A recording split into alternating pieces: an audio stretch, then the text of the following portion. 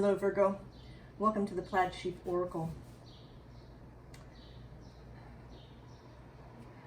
You begin today with this sacral chakra card.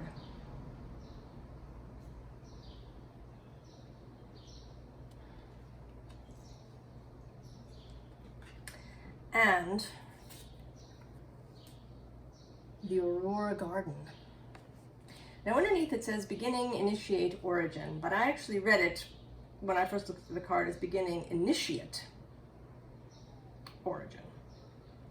So rather than the verb to initiate, the noun initiate, to be someone undergoing an initiation. And there you are, Virgo.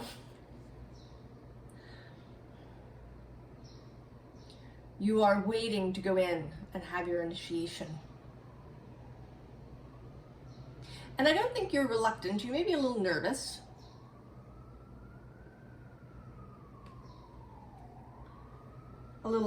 But you feel ready. You have your harp ready to go.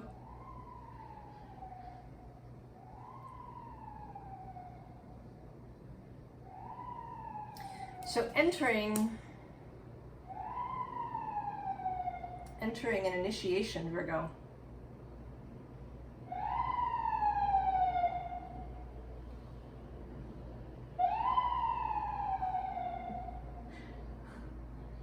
I don't know, is that the warning sound? Get ready. Your turn is coming.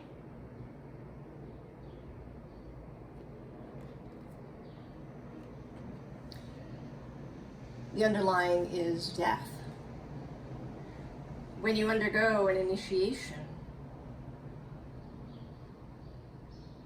you are transformed. So in traditional cultures, when young men went through an initiation,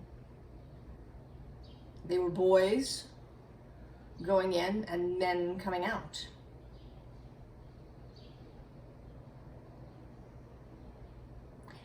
And the other aspect of that is that they now had new responsibilities. And for women who have a natural initiation when they begin to menstruate,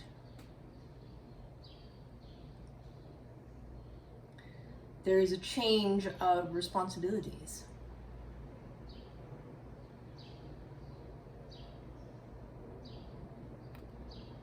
Now under here is this 5 of discs, and not destitution today, but as I often see it, the church window, the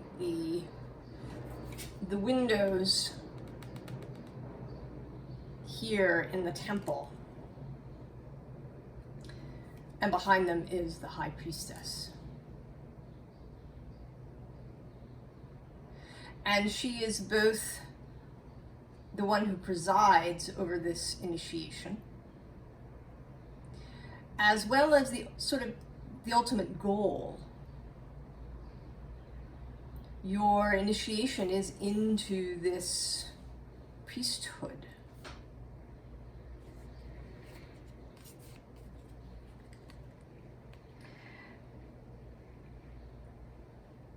And it's all about the sacral chakra, that creative space.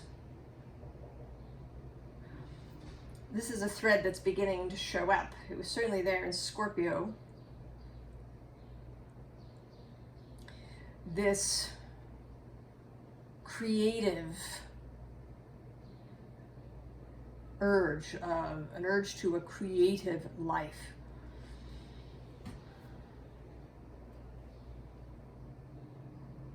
Where we don't live through just one sort of set of chakras.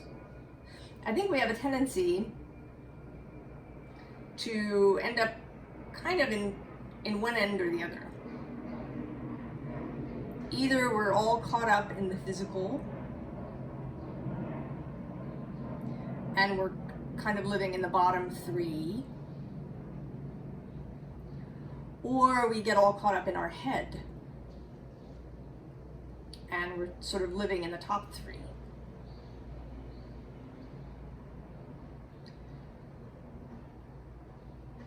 And what's wanted here is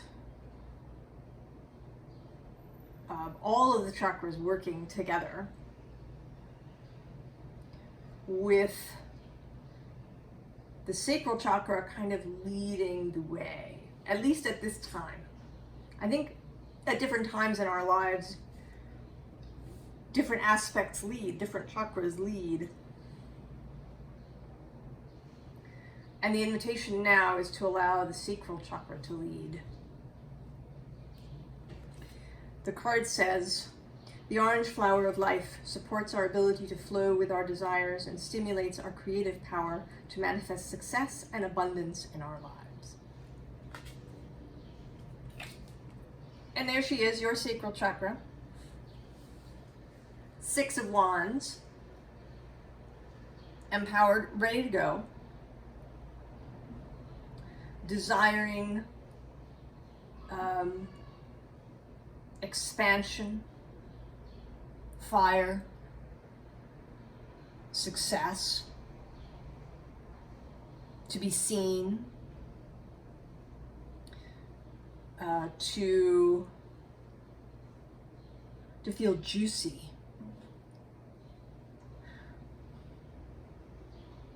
You know, juiciness is an aspect of youth.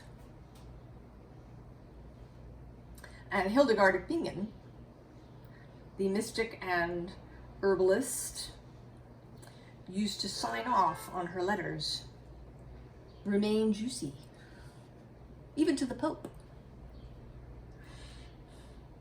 Right? She understood that this juiciness, this flow, both of literally of water in the body, but also of the creative spirit,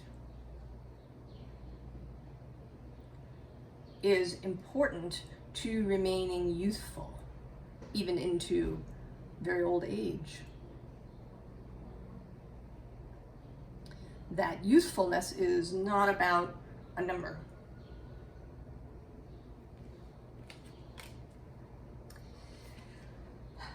But I think you've been leaking your juiciness a little bit, Virgo. And this 4 of Cups. Now it says meditation. And it could be that. It could be that you spend a lot of time in meditation, kind of hanging out in those upper 2 chakras. So the sacral chakra doesn't get a look in. A word in edgewise. And that maybe that your water, your juiciness is running away a little bit. Because you're all in this airy space.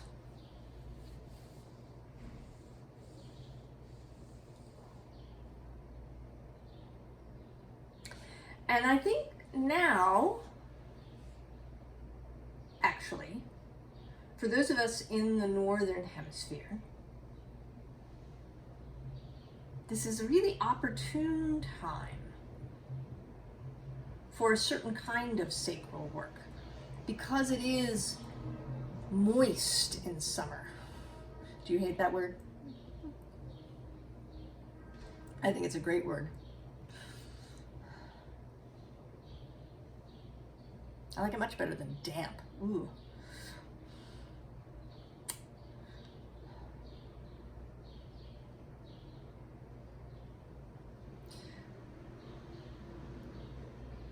This, you know, we complain about the humidity, but I think that our bodies actually really enjoy it. I mean, how good does your skin feel when you're in a humid space.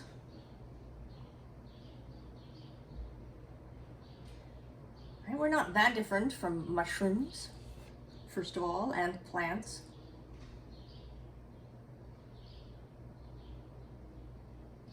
So it might be a time to really lean into the moisture.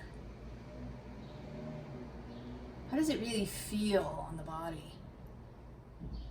Can you enjoy it? And if you're in the southern hemisphere, where it may be more dry, maybe you can make your own moisture. Having baths, or drinking really moistening infusions.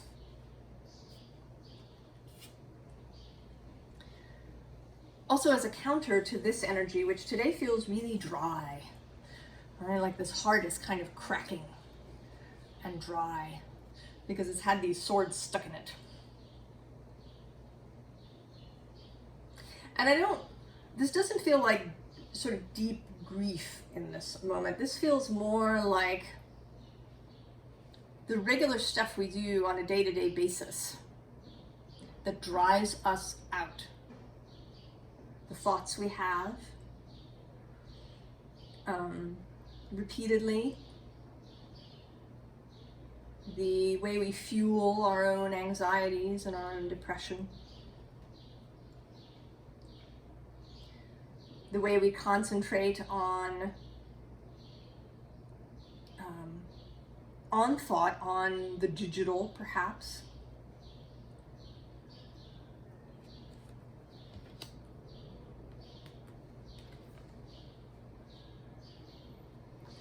So then we have union. And today they look like their cups are empty. They're kind of, right, they came together to have a toast, but there's nothing in there.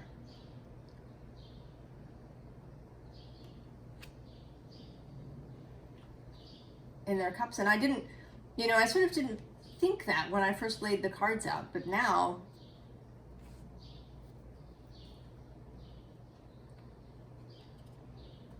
and even in this card, behind her are all these bare trees. I feel like she wants juiciness. She wants to inspire and enlivening.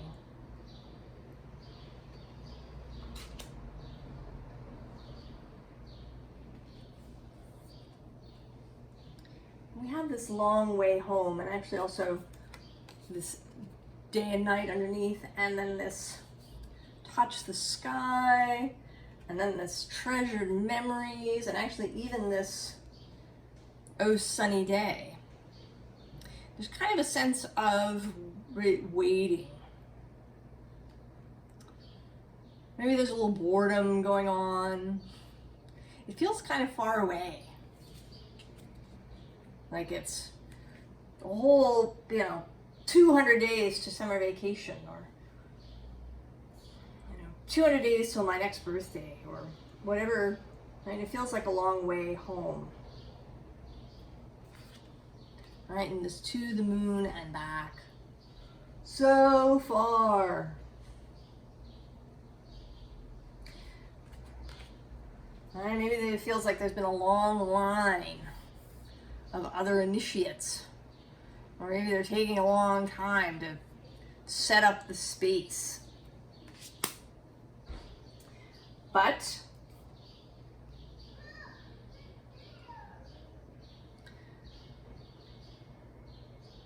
there is a part of you that has been taking advantage of this time. And I think this is the sacral space.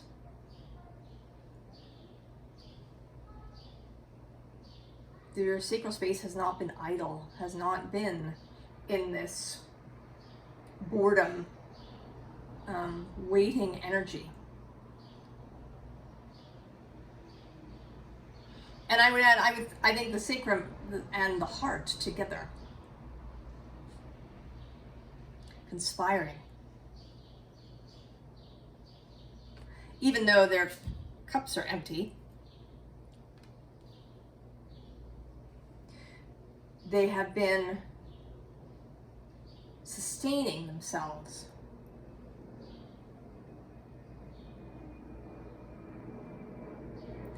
Getting ready.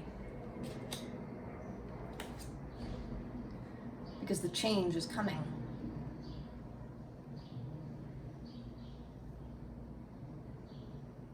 You are about to go into the temple for your initiation.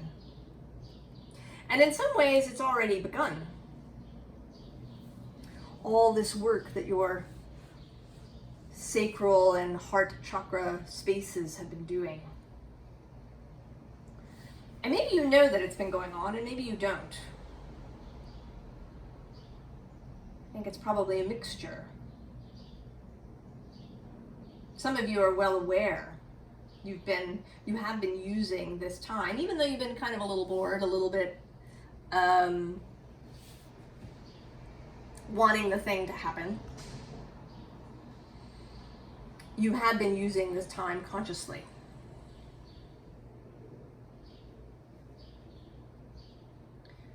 And others of you don't even know that it's going on. That these aspects of you are quietly working in the background, waiting for the upper 3 chakras and for your mind to join the party. And we seem to come to that time.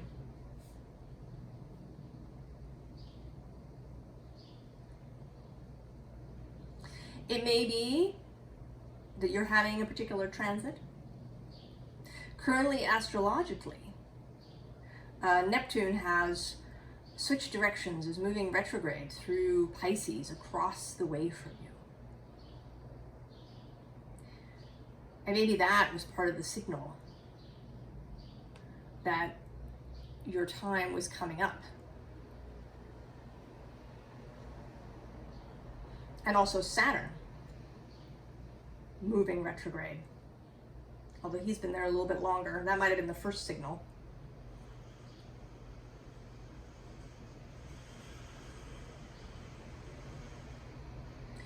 Whatever the energetic trigger, or whatever the bell is that sounds,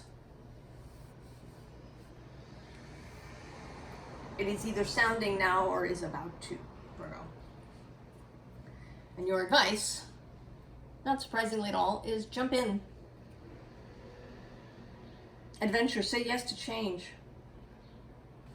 And below that, what you're jumping into is this surrender to the sweetness. Venus energy, pleasure, joy, make love to life. And Venus is about to, there are other things that are about to happen. We're about to have a new moon in Cancer on the 16th. The 17th, the nodes move from Taurus and Scorpio to Aries and Libra. And then on July 22nd, Venus stations retrograde.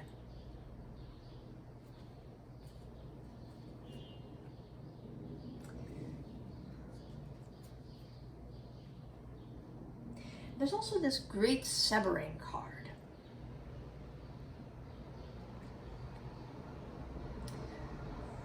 It says Mars energy. And Mars is about to move into Virgo. In fact, he crosses that threshold today. He might, in fact, even have already done so.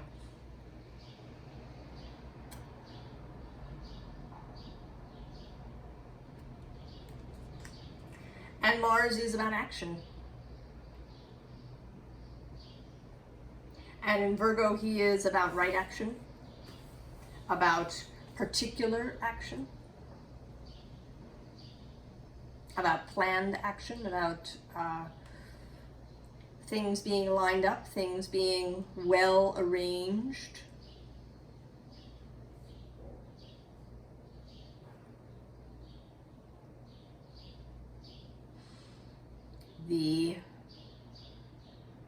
The ability to take just the action that you want to take.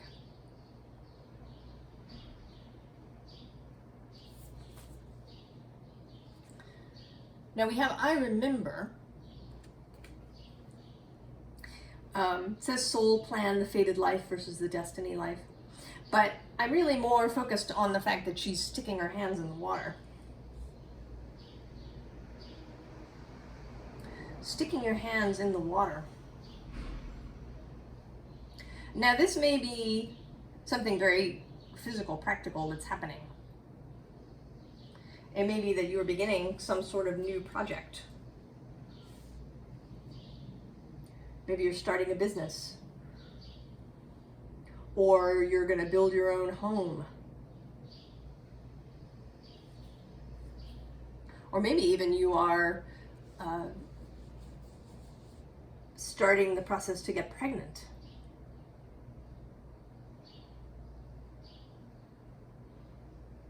You or your partner.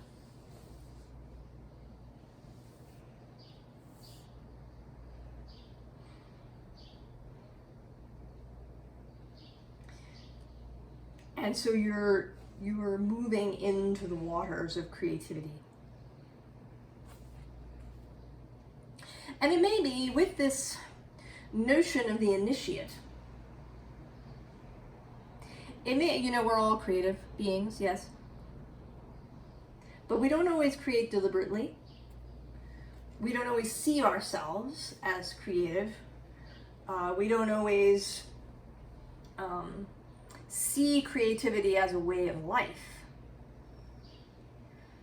You know, we create this project, it's lovely, or we, you know, create a meal, or we,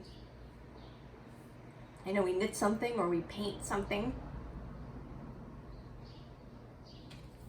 It's like an act of creativity as opposed to a free flow of creativity. And that's the initiation, the move into a different level.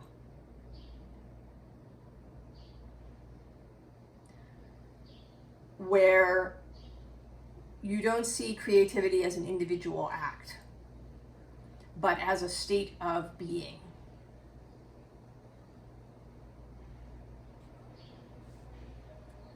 And so we have this blue flame. Spontaneous awakening, activation, integration time.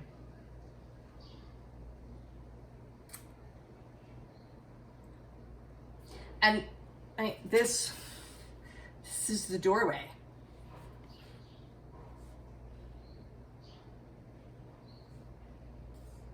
Right? The blue flame is the high priestess waiting as you enter for your initiation. Right? I don't know if it's visible, but there is a figure here in the blue flame. And I've never actually noticed that, really, until this moment. So maybe there's something you have not seen until this moment about yourself, about your process.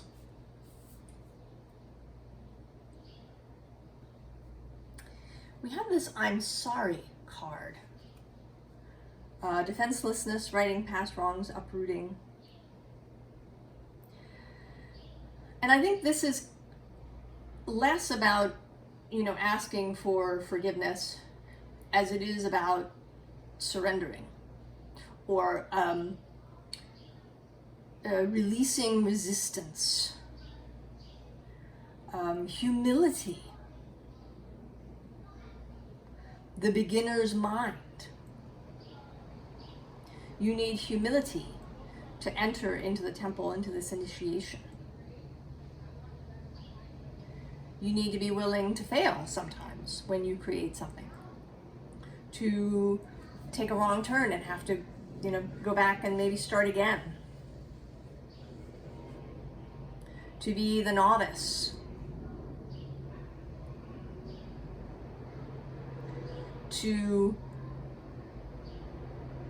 be willing to learn new things, to not believe that you know everything, to take instruction. You know, in this card, there's these two people, but there's also these two faces. There's stuff underneath, yet to be seen, yet to be known.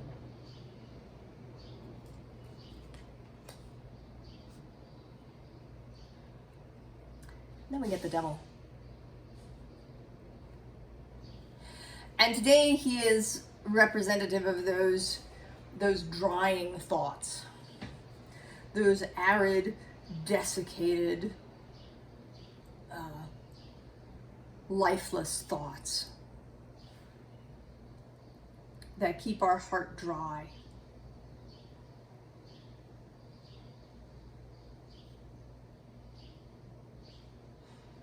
Right? Even his wings are sort of, right? There's no feathers, there's just lines.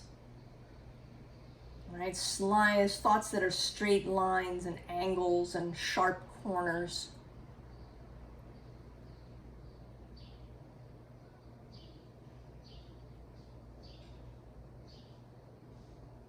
Like a house that's all, kind of angles and corners and, really slim and straight furniture and, a house that just does not look lived in. You can find it sometimes, in Architectural Digest or online, these really stark spaces that you can't really imagine inhabiting. To be able to just, throw yourself down on the couch and, read a mystery novel while, eating potato chips. You can't imagine that happening, or a really raucous party, because they're so stark and dry. So we have the Herald of Cups. Bringing her cup of water, sounding her trumpet, enlivening the sacral space with dreams and imagination and youthfulness. And then the Star. And this card, it's such an interesting star. She's looking down at her body. And I think you'll have this moment where you're surprised. Like, oh, I didn't know that about myself. Look at that. Look at that sacral space. How amazing and juicy and vibrant it is. I didn't even know that all of that was there. I didn't even know.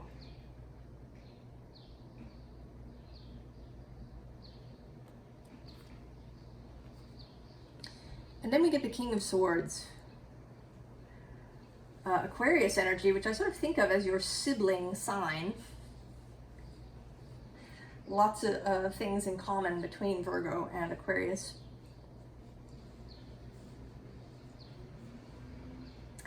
And he is here as a representative of the Aquarian innovation, the forward-looking, the ability to take this new, intense, watery, luscious, creative energy and set it into motion, put it into practice.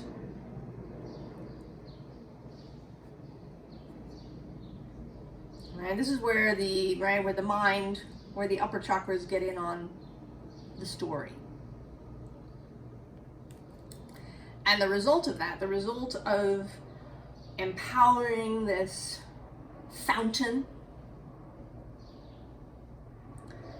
and then joining it through the heart, and then moving upward. Kundalini energy is often sort of seen as a fire, right? A kind of electric energy. But this is water and blood. The waters of the body. The water of consciousness and emotion and creativity, churning, filled with nutrients and life, rising up through you. And when it meets the head, and it's all in alignment and working together, you get the magician.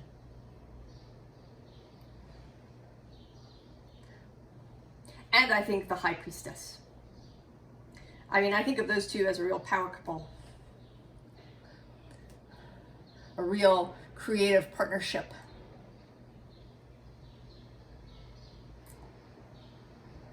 Right? That incoming astral, feminine, receptive energy. That energy perhaps of Pisces. And then meeting up with this more masculine, active principle.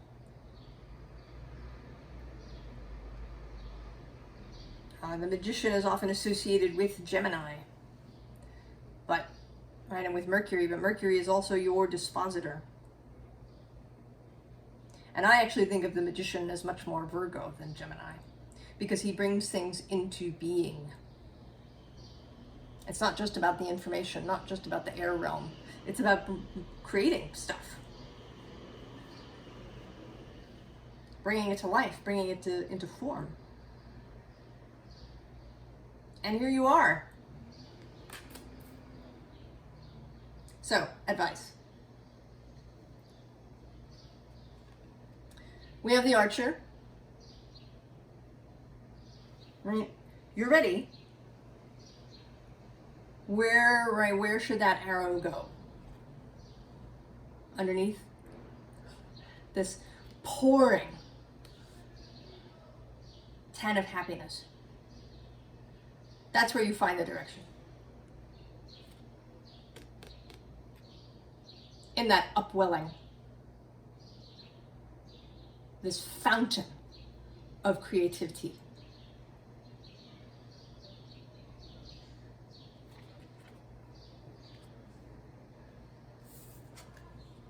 And then we have the King of Stones, the wolf. Confidence. Stability. Self-leadership. Service. The wolf pack leader acts in service to the pack. He is the leader and the guardian of his pack. And of course, howling at the moon.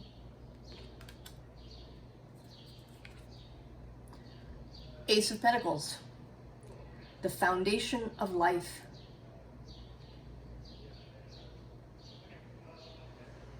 Embrace this new possibility. Put your stone down. Plant it.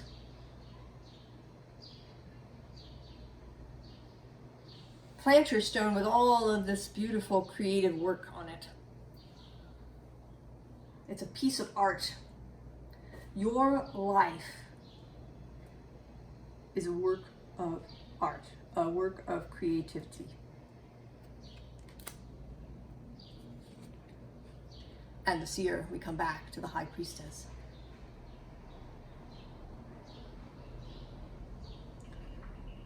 Back to this initiation.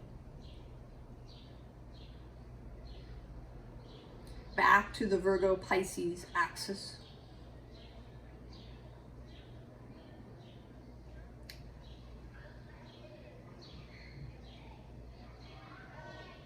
Open yourself up to all of it, Virgo.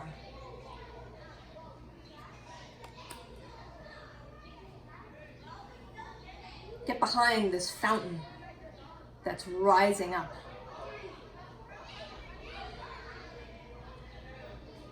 Can you hear them? It's the summer camp, going to the park, going to play.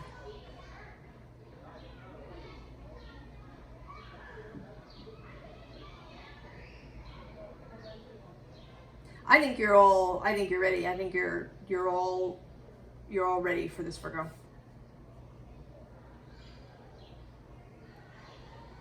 I think you're ready to go. To go stand in your fountain. Have you ever done that? To go stand in a fountain somewhere.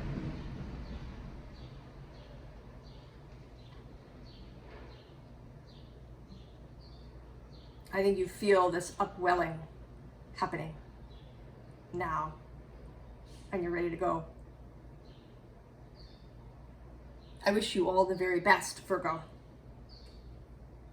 And I'll see you next time. So long.